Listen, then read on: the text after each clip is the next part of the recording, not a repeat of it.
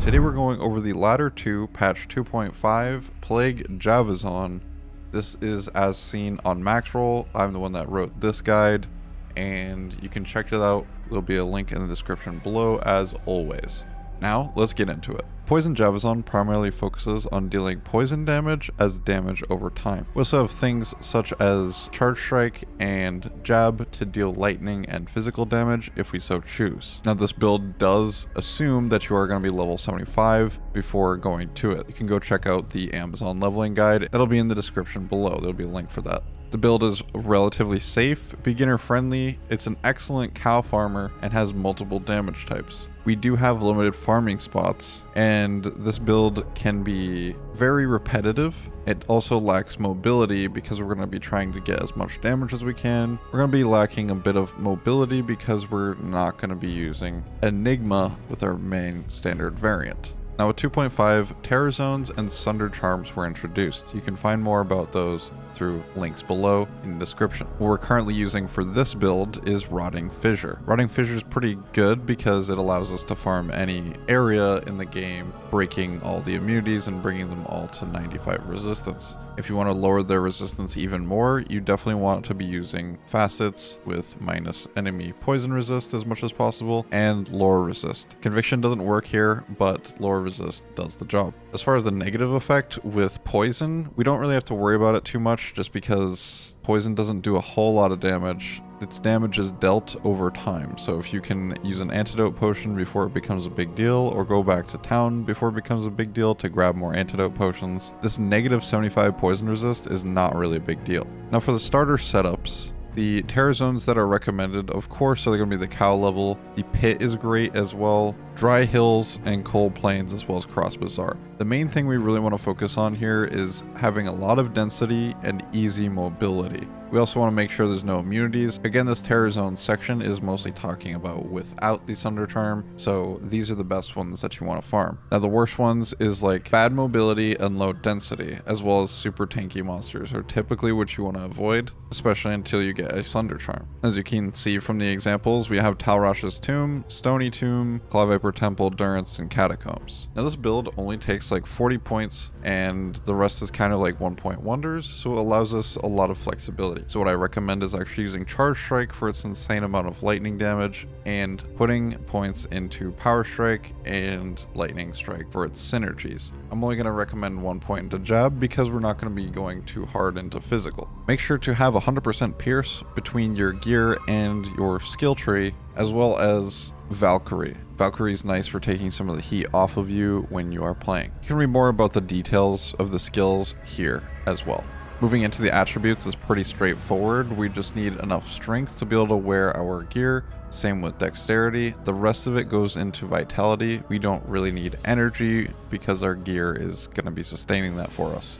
Now just going over quickly the gear options, the main thing that we're going to be looking for is the stuff in teal here. Just to sum up overall what we want to put on our character, it's plus the skills. Skills are really important here. Replenish quantity, things that keep you on the battlefield and reacting quickly so you can kite efficiently. Things like increased attack speed, faster run walk, plus the skills, and replenish quantity are great for things like this. In addition to all that, facets on any pieces of gear is also super helpful. Things with minus enemy poison resist and plus poison skill damage. One thing to note here real quick is actually at Death's Web we have as a recommendation on swap, and this is because it's minus 50 poison resist. So poison does damage over time, and if you actually throw your Javelin and swap over to the Death's Web, you'll be using that minus enemy poison resist. It will apply to that monster, netting you even more damage.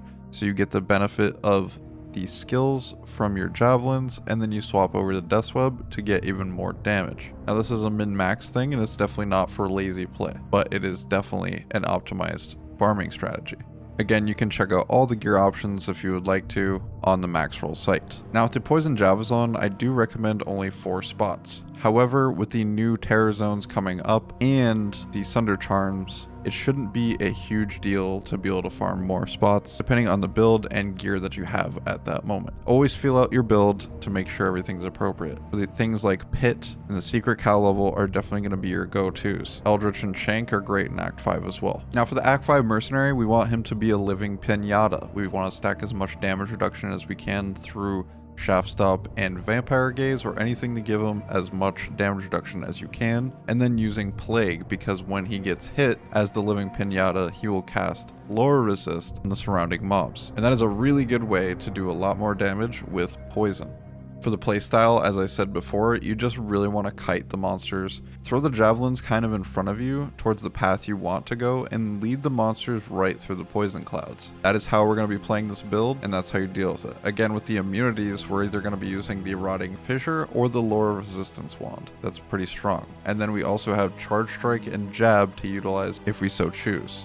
Of course, if you can get Call to Arms, that's good as well, but I would actually recommend the Death's Web on swap for the additional damage, because this build we really don't want to be getting hit anyways, and we kind of want to be away from the monsters, kiting them. This isn't an up close and personal build, generally speaking. I wouldn't worry about the breakpoints too much. As long as we're wearing Titan's Revenge, you're pretty much good to go. As you can see, I'm only recommending 4 IAS, which is the easiest thing to hit in the world. Now, as far as hit recovery though, we want to stack as much hit recovery as we can. I do recommend 86 here if possible, and this is because our footing is pretty important, being a kiting build.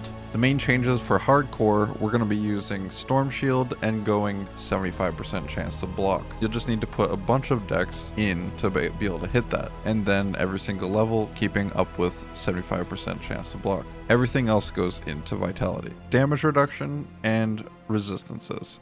We can do that through charms, rings, and then using damage reduction from Crown of Ages and Storm Shield, stuff like that. Another alternative for that could be Shaco or Rock Stopper. For the starter variant, we just want as much plus the skills as we can and attack speed, life, and resistances as we can get. For only a pull rune, we could use Wisdom as well for the Cannot Be Frozen, piercing attack, and the mana after each kill. Other than that, just stack resistances and call it a day. Now for the Mercenary, you could run an Insight. It's sometimes pretty difficult when you're farming cows and stuff to keep your Mercenary alive here, but depending on the farming spots, life and resistance are great here. With the starter variant, again, it's only 40 points to be able to max out the poison, put the rest into Charge Strike, as well as making sure you have points into Pierce. Quickly going over the gear for the standard variant, we have the Valkyrie Wing, the Titan's Revenge, Bramble, 2 skill amulet, Headhunter's Glory with 3 facets in it,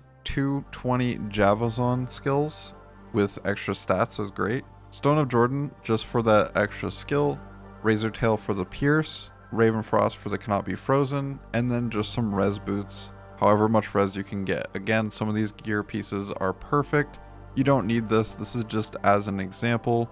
Again, we don't actually really need res too badly on this build because we're going to be keeping our distance as much as possible. Just get as much plus skills as you can, and run walk can also be pretty important here. We're going to be stacking some MF through our small charms as well as resistances. The damage is also coming from skillers as well. And as always, Rotting Fissure is an option here. We have the Sunder Charm variant that you can view at the top.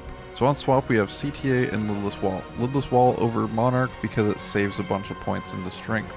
Our heaviest item is Valkyrie Wing, coming in at 115 strength. And pretty much the damage variant is almost the exact same thing. However, we want the swap to be another Headhunter's Glory if we can, with a Death's Web. The Death's Web part actually really does add a lot more damage to this build. You do end up sacrificing some survivability though by not being able to carry a CTA unless you put it in your cube or something. Now going over a quick summary, put enough points into strength and dex to wear your gear, and then the rest of it goes into vitality. Use battle command and Valkyrie if you can. Again, Valkyrie can interrupt some of the flow of your gameplay, so it's absolutely fine if you would rather not put points into Valkyrie, or would just rather have it here and there for occasional danger is also plenty good enough. You want to pay attention to where your position is and where the monsters are coming from, because again, it is super important to kite on this build. You want to throw right in front of you and then kite monsters right into the poison clouds. And as I said before, with the Act 5 Mercenary, we're going to be using him as our Pinata just to cast a bunch of lore resist. You can also use Rotting Fissure, Charge Strike, and your Mercenary to deal with immunities. And in the early stages of the game, if you're using a Might Mercenary because you don't have Plague yet, you can always use an Insight in order to keep your mana problems minimal. Thank you all for watching. Hope you enjoyed the build guide. I will catch you on Ladder 2. You're all beasts.